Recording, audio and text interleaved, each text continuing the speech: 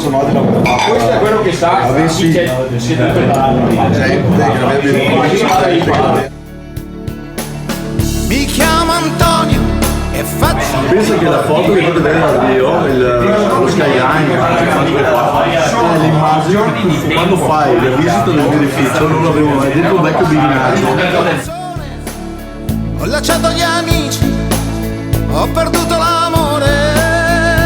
Quando penso che sia finita